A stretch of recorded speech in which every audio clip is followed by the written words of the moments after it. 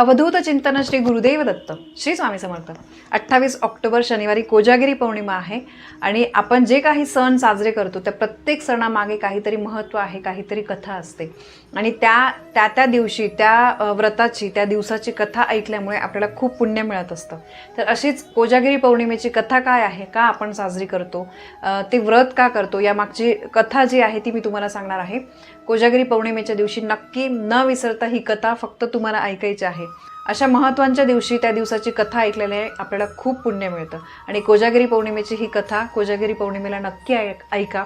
लक्ष्मी मातेचा भरभरून आशीर्वाद तुम्हाला मिळेल। कोजागिरी पौर्णिमा कथा। एका गावामध्ये एक अत्यंत गरीब माणूस राहत होता। एक दिवस त्याचे पत्नीबरोबर भांडण झाले। त्यानंतर तो माणूस पैसे मिळवण्यासाठी घराबाहेर पडला। दिवसभर उपाशीपोटीच फिरत संध्याकाळी समुद्राच्या काठाकाठाने तो एका अरण्यामध्ये आला। तिथे त्याला 3 नागकन्या दिसल्या। त्या विचार करीत होत्या, चिंतेत होत्या। त्यांना सोंगट्या खेळण्यासाठी एका चौथ्या गड्याची गरज होती। त्या माणसाला पाहिल्यावर त्या नागकन्यांना आनंद झाला। त्यांनी त्याला खेळायला बोलवले। दिवसभराच्या भटकंतीनंतर तो थकला होता। नागकन्यांनी त्याला नारळाचे पाणी प्यायला दिले। त्याला बरे वाटले। त्या नागकन्यांबरोबर तोही सोंगट्या खेळायला बसला। पण का कुणास ठाऊक खेळताना तो सारखा हरत होता। त्या दिवशी अश्विन शुद्ध पौर्णिमेची रात्र होती। सर्वत्र गार वारा सुटला होता। सगळीकडे शुभ्र चांदणे पसरले होते। इतक्यात अक्काबाईचा फेरा आला।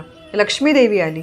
गरीबाला गरिबीमुळे दिवसभर उपवास घडलाच होता आणि खेळामुळे जागरण झाले होते। त्याच्या हातून सहजपणे कोजागिरी व्रताचे पालन झाले होते। लक्ष्मी त्या गरीबावर प्रसन्न झाली। तो गरीब खेळात जिंकू लागला। तो देखणा उत्साही राजबिंडा दिसू लागला।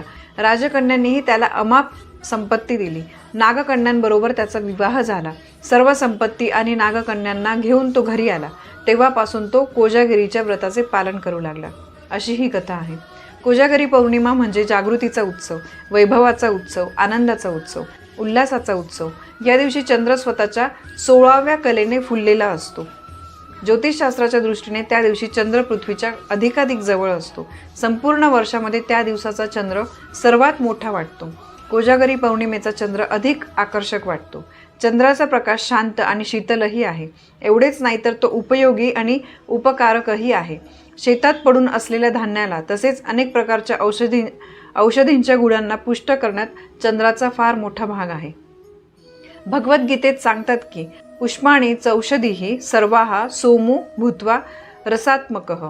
याचा अर्थ आहे रसात्मक सोम बनवून मी सर्व औषधींना पुष्ट करतो। या दिवशी सर्वात मोठा मुलगा किंवा मुलगी यांची अश्विनी करतात। सकाळी रांगोळी घालून मुलीला सुवासिक तेल लावून स्नान घालतात। भोजनासाठी गोड पदार्थ करतात। संध्याकाळी देवाला चंद्राला औक्षण करतात। मुलांना ओवाळतात।